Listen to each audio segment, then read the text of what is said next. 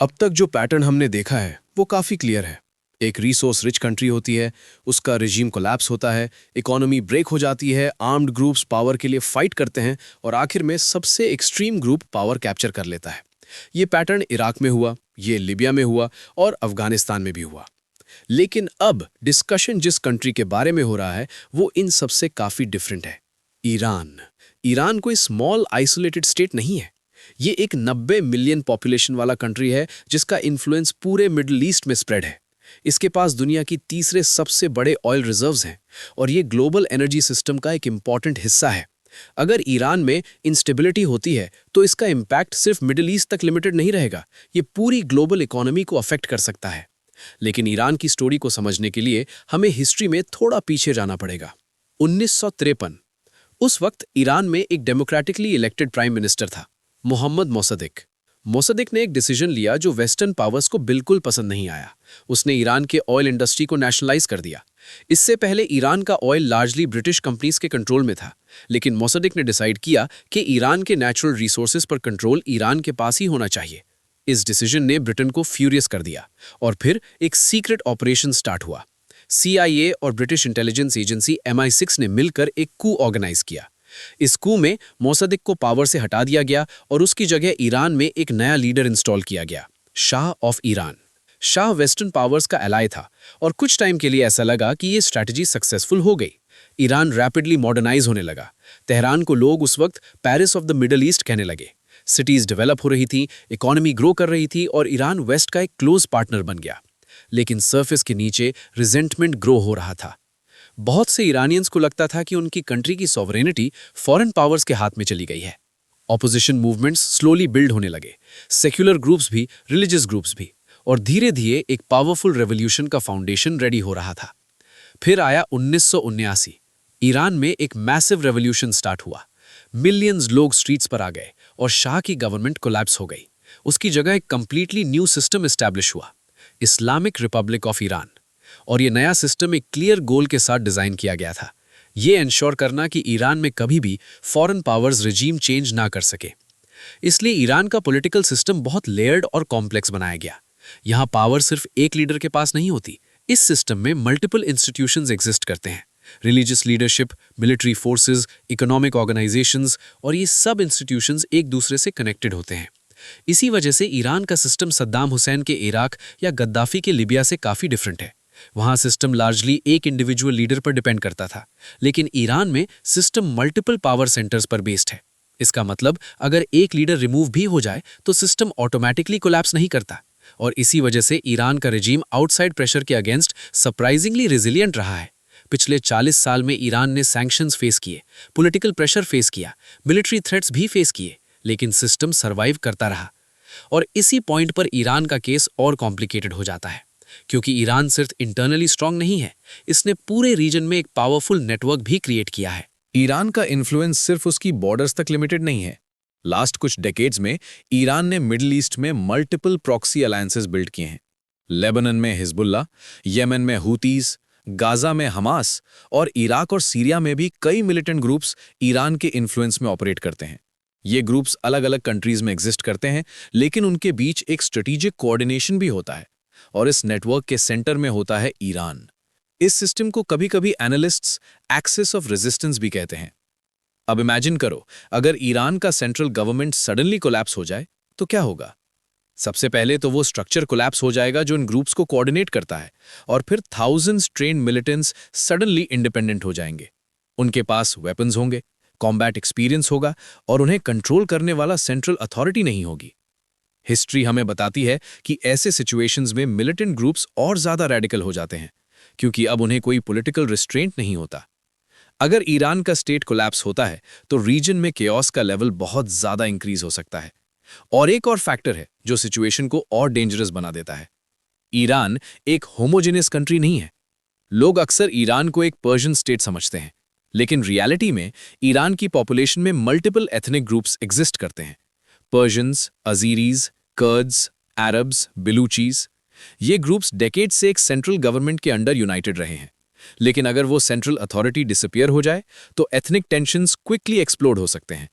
Curds north west में autonomy demand कर सकते हैं, अजीरीज नॉर्थ में अजरबैजान के साथ क्लोजर रिलेशनशिप चाह सकते हैं, और सबसे क्रिटिकल रीजन है साउथ वेस्ट ईरान। यहाँ ईरान की मेजर ऑयल इंफ्रास्ट्रक्चर लोकेटेड है और यहाँ एक सिग्निफिकेंट अरब माइनॉरिटी पॉपुलेशन भी रहती है। अगर इस रीजन में कॉन्फ्लिक्ट स्टार्ट होता है तो ये सिर्फ पॉलिटिकल क्राइसिस नहीं रहेगा, ये ग्लोबल एनर्जी क्राइसिस बन सकता है, क्योंकि ईरान दुनिया के लार्जेस्ट ऑयल प्रोड्यूसर्स में से एक है। और इसके साथ एक और स्ट्रेटेजिक फैक्टर जुड़ा हुआ है, स्ट्रेट ऑफ हॉर्मूज। ये नैरो वाटर रूट दुनिया के सबसे इंपॉर्टेंट एनर्जी चोक पॉइंट्स में से एक है। दुनिया का एक ह्यूज परसेंटेज ऑयल यहां से पास होता है। अगर ईरान में केओस होता है और स्ट्रेट ऑफ हॉर्मूज अनस्टेबल हो जाता है तो ग्लोबल ऑयल सप्लाई डिसरप्ट हो सकती है और उसका इम्पैक्ट हर कंट्री में फ्यूल प्राइसेस पर पड़ेगा। इसलिए ईरान का कोलैप्स सिर्फ एक रीजनल इशू नहीं होगा, ये ग्लोबल क्राइसिस बन सकता है। और इसी वजह से ईरान का क्वेश्चन दुनिया की जियोपॉलिटिक्स में सबसे कॉम्प्लिकेटेड इश्यूज में से एक बन चुका है, क्योंकि अगर रिजीम चेंज होता है तो कोई गारंटी नहीं है कि जो सिस्टम उसके बाद आए वो बेटर होगा। और हिस्ट्री बार बार हमें यही लेसन सिखाती है, कभी कभी एक डेंजरस रिजीम को रिमूव करना प्रॉब्लम का सोल्यूशन नहीं होता, कभी कभी वो सिर्फ एक और भी ज्यादा कॉम्प्लिकेटेड प्रॉब्लम की शुरुआत होती है। अब तक जो हमने डिस्कस किया है उससे एक चीज़ क्लियर हो जाती है, अगर ईरान जैसी कंट्री में रिजीम चेंज होता है तो सिचुएशन सिंपल नहीं होगी। ऐसा नहीं होगा कि एक गवर्नमेंट गिर जाए और तुरंत एक स्टेबल डेमोक्रेटिक सिस्टम आ जाए। रियलिटी में पॉसिबिलिटीज़ काफ़ी कॉम्प्लेक्स होंगी। एक्सपर्ट्स जनरली सिचुएशन को कुछ मेन सिनारियोज में डिवाइड करते हैं। सबसे पहला सिनारियो जो थियोरेटिकली पॉसिबल है वो है एक मॉडरेट पॉलिटिकल ट्रांजिशन। इस सिनारियो में करंट ईरानियन रिजीम कोलैप्स हो जाता है, या तो इंटरनल प्रोटेस्ट्स की वजह से, या मिलिट्री डिफीट की वजह से, या फिर इंटरनल पॉलिटिकल फ्रैगमेंटेशन की वजह से, और फिर एक नया लीडरशिप स्ट्रक्चर इमर्ज करता है। कुछ लोग स्पेकुलेट करते हैं कि ईरान में एक कॉन्स्टिट्यूशनल सिस्टम वापस आ सकता है। कुछ लोग कहते हैं कि एक जेन्युइन डेमोक्रेटिक गवर्नमेंट भी इमर्ज हो सकती है। सरफेस पर यह सबसे ऑप्टिमिस्टिक सिनेरियो लगता है, और ये कंप्लीटली इम्पॉसिबल भी नहीं है। कई सर्वेज सजेस्ट करते हैं कि ईरान की पॉपुलेशन का एक लार्ज हिस्सा करंट इस्लामिक रिपब्लिक से डिससैटिस्फाइड है। कुछ एस्टिमेट्स के अकॉर्डिंग लगभग 70 से 80% ईरानियंस अगर फ्री इलेक्शन मिले तो करंट सिस्टम के अगेंस्ट वोट कर सकते हैं। 2022 में जो वुमेन लाइफ फ्रीडम प्रोटेस्ट्स हुए थे, उन्होंने भी ये दिखाया कि सोसाइटी में चेंज की डिज़ायर एग्जिस्ट करती है। ईरान के सिटीज़ में थाउजेंड्स लोग स्ट्रीट्स पर आए थे और उन्होंने ओपनली पॉलिटिकल रिफॉर्म्स डिमांड किए थे। इसलिए थ्योरेटिकली एक डेमोक्रेटिक ट्रांजिशन पॉसिबल लग सकता है। लेकिन प्रॉब्लम यहां से स्टार्ट होती है। हिस्ट्री हमें बताती है कि जब कोई अथॉरिटेरियन सिस्टम कोलैप्स होता है तो पावर यूजुअली उन लोगों के पास नहीं जाती जो सबसे ज्यादा पॉपुलर होते हैं। पावर उन लोगों के पास जाती है जो ऑलरेडी सिस्टम के अंदर स्ट्रांग पोजीशंस होल्ड करते हैं। इसको समझने के लिए एक और हिस्टोरिकल एग्जाम्पल देखना यूजफुल होगा। सोवियत यूनियन का कोलैप्स। 1991 में जब सोवियत यूनियन ब्रेक हुआ तो कम्युनिज्म ऑफिशियली खत्म हो गया। थियरी में रशिया एक डेमोक्रेटिक सिस्टम बन सकता था और कुछ टाइम के लिए ऐसा लगा भी कि कंट्री डेमोक्रेसी की तरफ मूव कर रही है। लेकिन रियलिटी में जो हुआ वो काफ़ी डिफरेंट था। 90s के दौरान रशिया में इकोनॉमिक केओस स्टार्ट हो गया। स्टेट इंडस्ट्रीज प्राइवेटाइज होने लगीं और पावरफुल बिजनेसमैन और पॉलिटिकल इनसाइडर्स ने स्टेट एसेट्स को कंट्रोल करना स्टार्ट कर दिया। ये लोग बाद में ओलिगार्क्स के नाम से फेमस हुए। लेकिन एक और ग्रुप क्वाइटली पावर अक्यूमुलेट कर रहा था, security services, farmer KGB networks. जब पॉलिटिकल केओस अपने पीक पर था तब ये नेटवर्क स्टेट के मोस्ट इंपॉर्टेंट एसेट्स पर कंट्रोल एस्टैब्लिश कर रहे थे, ऑयल, गैस, मिनरल्स। और फिर आया एक लीडर जिसने स्टेबिलिटी का प्रॉमिस दिया, व्लादिमीर पुतिन। जब पुतिन पावर में आया तो सिस्टम कंप्लीटली नया नहीं था। Old security institutions already powerful position में थे। मतलब सोवियत सिस्टम टेक्निकली कोलैप्स हो गया था, लेकिन जो इंस्टीट्यूशंस उस सिस्टम को कंट्रोल करते थे वो डिसअपीयर नहीं हुए, उन्होंने बस अपनी शेप चेंज कर ली। ईरान में भी कुछ सिमिलर सिचुएशन इमेजिन की जा सकती है। ईरान की इकोनॉमी का लार्ज हिस्सा स्टेट कंट्रोल्ड है। Major companies, extraction industries, manufacturing और फाइनेंस सेक्टर्स में गवर्नमेंट इन्फ्लुएंस में ऑपरेट करती हैं। और इस सिस्टम को कंट्रोल करने वाले दो मेन पिलर्स हैं। एक तरफ religious authority, supreme leader, clerical establishment और ऑर्गेनाइजेशंस जिसे बोनियाद्स कहा जाता है। ये रिलीजियस फाउंडेशंस हैं जो ईरान की इकोनॉमी का एक ह्यूज पोर्शन कंट्रोल करती हैं। कुछ एस्टिमेट्स के अकॉर्डिंग ये फाउंडेशन सेंट्रल गवर्नमेंट स्पेंडिंग का लगभग 30% मैनेज करती हैं। और इंटरेस्टिंग बात यह है कि इन पर पब्लिक ओवरसाइट बहुत लिमिटेड होता है। दूसरी तरफ सिक्योरिटी अपैरेटस है, IRGC, Islamic revolutionary guard corps. Last कई डेकेड्स में IRGC ने एक मैसिव इकोनॉमिक नेटवर्क बिल्ड किया है। Construction companies, energy sector, telecommunications और कुछ एनालिस्ट्स के अकॉर्डिंग स्मगलिंग नेटवर्क्स भी। मतलब अगर ईरान में रिजीम कोलैप्स भी होता है तो पावर ऑटोमेटिकली स्ट्रीट प्रोटेस्टर्स के पास नहीं जाएगी। पावर उन इंस्टीट्यूशंस के पास जाएगी जो ऑलरेडी ऑयल फील्ड्स, बैंक्स और स्टेट इंडस्ट्रीज पर कंट्रोल रखते हैं, और ये लोग अपनी पावर इजीली सरेंडर नहीं करेंगे।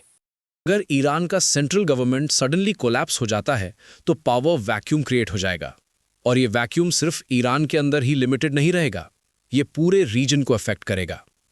अभी भी ईरान मिडल ईस्ट में मल्टीपल मिलिटेंट ग्रुप्स को सपोर्ट करता है, हिजबुल्ला, हूथीज, हमास, और इराक और सीरिया में भी कई आर्म्ड मिलिशियाज। ये ग्रुप्स आज भी एग्जिस्ट करते हैं, लेकिन एक इंपॉर्टेंट डिफरेंस है। अभी ये ग्रुप्स एक हायरार्की के अंडर ऑपरेट करते हैं, और उस हायरार्की के टॉप पर ईरान का स्टेट होता है। मतलब इन ग्रुप्स पर एक पॉलिटिकल कंट्रोल एग्जिस्ट करता है। ईरान का गवर्नमेंट चाहे तो इन ग्रुप्स को रिस्ट्रेन कर सकता है या उन्हें कोऑर्डिनेट कर सकता है। लेकिन अगर सेंट्रल गवर्नमेंट कोलैप्स हो जाता है तो ये स्ट्रक्चर भी कोलैप्स हो जाएगा, और फिर thousands trained fighters suddenly independent हो जाएंगे। उनके पास वेपन्स होंगे, कॉम्बैट एक्सपीरियंस होगा, और उन्हें कंट्रोल करने वाला सेंट्रल अथॉरिटी नहीं होगा। अगर हिस्ट्री को देखा जाए तो ऐसे सिचुएशंस में मिलिटेंट ग्रुप्स और ज़्यादा रैडिकल हो जाते हैं, क्योंकि अब उन्हें कोई पॉलिटिकल लिमिट्स फॉलो नहीं करनी पड़ती। इस सिचुएशन को समझने के लिए इराक का एग्जाम्पल फिर से यूजफुल है। 2003 के इन्वेजन के बाद जब इराक का स्टेट कोलैप्स हुआ था, तब dozens militant groups suddenly emerge हो गए थे, और उनमें से एक ग्रुप बाद में दुनिया के सबसे डेंजरस ऑर्गेनाइजेशंस में से एक बन गया, आईसिस। ईरान में सिचुएशन और भी कॉम्प्लिकेटेड हो सकती है, क्योंकि ईरान के proxy groups already highly organized और वेल आर्म्ड हैं। एग्जाम्पल के लिए हिजबुल्ला को ही लो। कुछ एस्टिमेट्स के अकॉर्डिंग हिजबुल्ला के पास 1 लाख से ज़्यादा रॉकेट्स और मिसाइल्स हो सकते हैं। ये नंबर रीजन की कई रेगुलर आर्मीज से भी ज़्यादा है। मतलब अगर ईरान का सेंट्रल सिस्टम कोलैप्स होता है तो ये वेपन्स और फाइटर्स सडनली इंडिपेंडेंट हो सकते हैं, और फिर सिचुएशन क्विकली एक रीजनल वॉर में कन्वर्ट हो सकती है। इस केओस का एक और डेंजरस कॉन्सिक्वेंस होगा, फॉरेन इंटरवेंशन। अगर ईरान कोलैप्स होता है तो मिडल ईस्ट की कई रीजनल पावर्स सिचुएशन में इंटरवीन करने की कोशिश कर सकती हैं। Israel, Saudi Arabia, United Arab Emirates, Turkey, हर कंट्री अपने इंटरेस्ट्स प्रोटेक्ट करने की कोशिश करेगी, और अगर मल्टीपल कंट्रीज एक ही कॉन्फ्लिक्ट में एंटर कर जाएं तो सिचुएशन क्विकली प्रॉक्सी वॉर बन सकती है।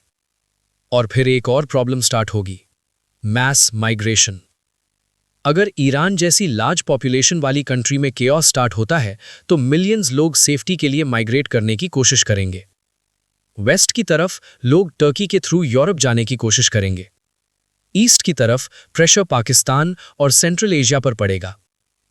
ये कंट्रीज ऑलरेडी पॉलिटिकल और इकोनॉमिक चैलेंजेस फेस कर रहे हैं, इसलिए इतने लार्ज रेफ्यूजी फ्लोज उनके सिस्टम्स पर भी ह्यूज प्रेशर डाल सकते हैं।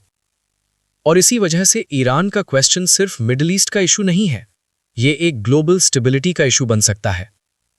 और इसी पॉइंट पर दुनिया के पॉलिसी मेकर्स के सामने एक एक्सट्रीमली डिफिकल्ट डिलेमा खड़ा हो जाता है।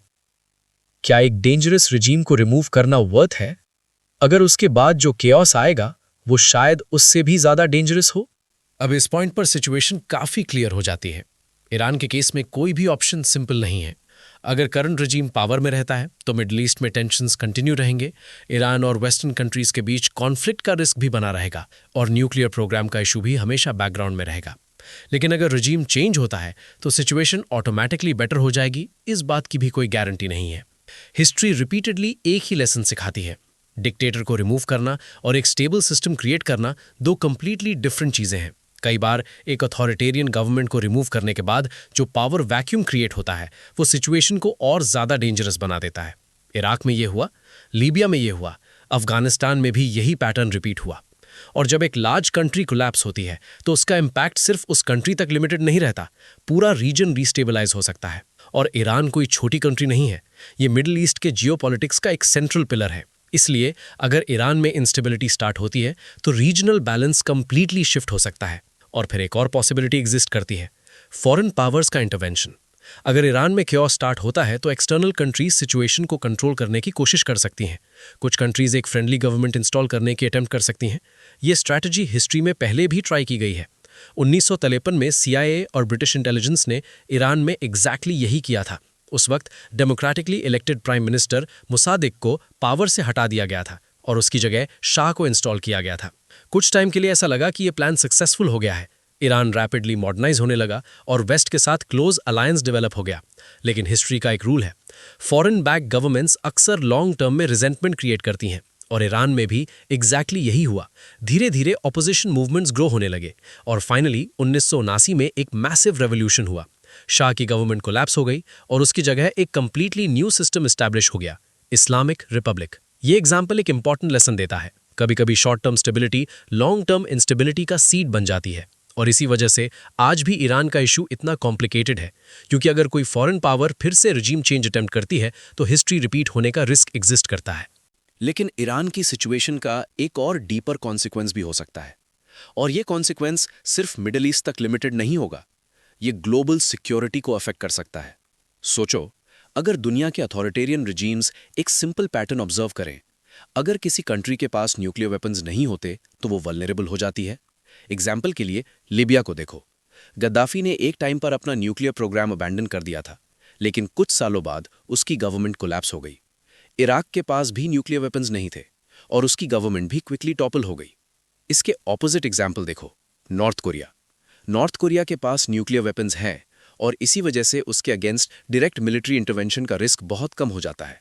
अगर दुनिया के लीडर्स इस पैटर्न को ऑब्जर्व करते हैं तो उन्हें एक सिंपल लेसन मिल सकता है, अगर सर्वाइवल गारंटी करनी है तो न्यूक्लियर वेपन्स डेवलप करो, और अगर ये माइंडसेट स्प्रेड हो जाता है तो वर्ल्ड में न्यूक्लियर प्रोलिफरेशन का रिस्क बढ़ सकता है। मतलब और ज्यादा कंट्रीज न्यूक्लियर वेपन्स डेवलप करने की रेस में एंटर कर सकती हैं, और ये सिचुएशन ग्लोबल सिक्योरिटी के लिए बहुत डेंजरस हो सकती है, क्योंकि जितनी ज्यादा कंट्रीज के पास न्यूक्लियर वेपन्स होंगे उतना ही ज्यादा रिस्क होगा, एक्सीडेंटल कॉन्फ्लिक्ट का रिस्क, मिसकम्युनिकेशन का रिस्क और रीजनल वॉर्स के न्यूक्लियर एस्केलेशन का रिस्क। इसीलिए ईरान का क्वेश्चन सिर्फ एक कंट्री का पॉलिटिकल इशू नहीं है, ये एक ग्लोबल स्ट्रेटेजिक डिलेमा है। क्या एक डेंजरस रिजीम को रिमूव करना वर्थ है, अगर उसके बाद जो केओस क्रिएट होगा वो शायद और ज्यादा डेंजरस हो? हिस्ट्री का आंसर कंफर्टेबल नहीं है, और शायद इसी वजह से दुनिया के लीडर्स इस क्वेश्चन का क्लियर सोल्यूशन अब तक नहीं ढूंढ पाए हैं, क्योंकि जियोपॉलिटिक्स में कई बार प्रॉब्लम का कोई परफेक्ट सोल्यूशन होता ही नहीं, सिर्फ लेस बैड ऑप्शंस होते हैं, और ईरान का केस शायद उन्हीं सिचुएशंस में से एक है।